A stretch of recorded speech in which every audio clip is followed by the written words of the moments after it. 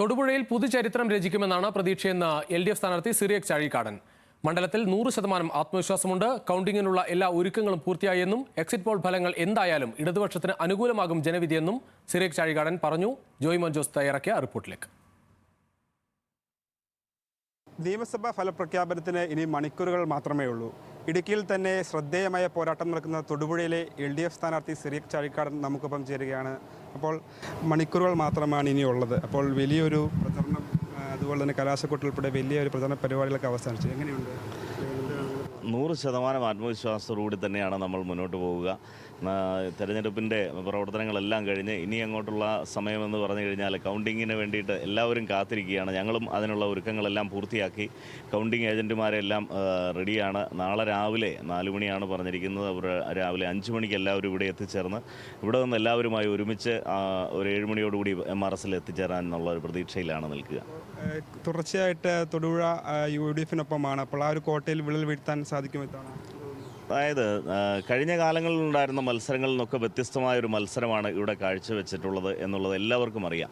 അതിനാൽ തന്നെ ഇവിടെ ഇത്തവണ പുതിയ ഒരു ചരിത്രം എഴുതും എന്ന് തന്നെയാണ് ഞങ്ങൾ വിശ്വസിക്കുന്നത്. വലിയ പ്രതീക്ഷയിൽ തന്നെയാണ്. 100% ആത്മവിശ്വാസത്തോടുകൂടിയാണ് മുന്നോട്ട് പോകുന്നത്. അപ്പോൾ ഇടുക്കിയിൽ മൊത്തത്തിലായാലും ഈ LDFിൻ്റെ ഇത്തവണത്തെ പ്രകടനം എങ്ങനെയായിരിക്കും? കഴിഞ്ഞ തവണ 4-1 തന്നെയാണ് LDF മുന്നിട്ടുന്നത്. ഇത്തവണ വലിയ വെല്ലുവിളികൾ പലയിടങ്ങളിലും ഉണ്ട്. അപ്പോൾ എങ്ങനെ കാണുന്നു മൊത്തത്തിൽ LDFിൻ്റെ പ്രവർത്തനം? ഇവിടെ ഇടതുപക്ഷ ജനാധിപത്യ മുന്നണിയുടെ നേതാക്കളൊക്കെയും സൂചിപ്പിച്ചിട്ടുള്ളതുപോലെ എല്ലാ മണ്ഡലങ്ങളിലും ശക്തമായ ഒരു പോരാട്ടം ഇത്തവണ നടന്നിട്ടുണ്ട് എന്നുള്ളത് തന്നെയാണ്. പക്ഷേ ഇടതുപക്ഷ ജനാധിപത്യ മുന്നണിക്ക് വലിയ മുൻതൂക്കം കിട്ടുന്ന വിധത്തിലുള്ള ഒരു റിസൾട്ടായിരിക്കും ഇവിടെ ഉണ്ടാവുക. എക്സിറ്റ് പോൾ ഫലങ്ങളൊക്കെ അനുകൂലമായിരുന്നില്ല. അപ്പോൾ പൊതുവെ LDFിന് അല്ലെങ്കിൽ പറയുന്നത് പല പ്രവചനങ്ങളും UDFിന് അനുകൂലമായിരുന്നു. അപ്പോൾ അതിലെന്താണ് ഒരു ഭരണമാറ്റം ഉണ്ടാകും? എക്സിറ്റ് പോളുകളുമായി ബന്ധപ്പെടുത്തി ഞാൻ മനസ്സിലാക്കിയ ഒരു കാര്യം, സാധാരണ രീതിയിൽ നിന്നുള്ള വ്യത്യസ്തമായ ഒരു എക്സിറ്റ് പോളാണ്. ഇവിടെ എല്ലാവരും അല്ലെങ്കിൽ ഇതൊരു UDF ആണ് എന്ന് പറയുന്ന ഒരു സാഹചര്യമാണ് എനിക്ക് വളരെ വേദനയോടുകൂടി കാണാൻ സാധിച്ചത്. മറ്റൊന്നുമല്ല, PJ ജോസഫ് ഇടതുപക്ഷത്തോടൊപ്പം നിന്ന് ജയിച്ച കാലവും അവർ UDFിനൊപ്പമാണ്. എൻ്റെ അക്കൗണ്ടിൽ എഴുതി ചേർത്താണ് ഇത് UDFിൻ്റെ ഉറച്ച കോട്ടയാണ് എന്ന് പറയുന്നത്. അതിനാൽ തന്നെ അത് പൂർണ്ണമായും തെറ്റാണ് എന്നുള്ളത് എല്ലാ എക്സിറ്റ് പോളുകളെയും ഞാൻ പൂർണ്ണമായും തെറ്റായിരുന്നു എന്ന് തന്നെ പറയാനായിട്ട് ആഗ്രഹിക്കുന്നു. PJ ജോസഫ് ഈ നാടിന് വികസനം സമ്മാനിച്ചത് ഇടതുപക്ഷത്തോട് ചേർന്ന് നിന്ന് മന്ത്രിയായിരുന്ന കാലഘട്ടത്തിലൊക്കെയാണ് എന്നുള്ളത് ഈ നാട്ടിലുള്ള ആളുകൾക്കൊക്കെയും അറിയാം.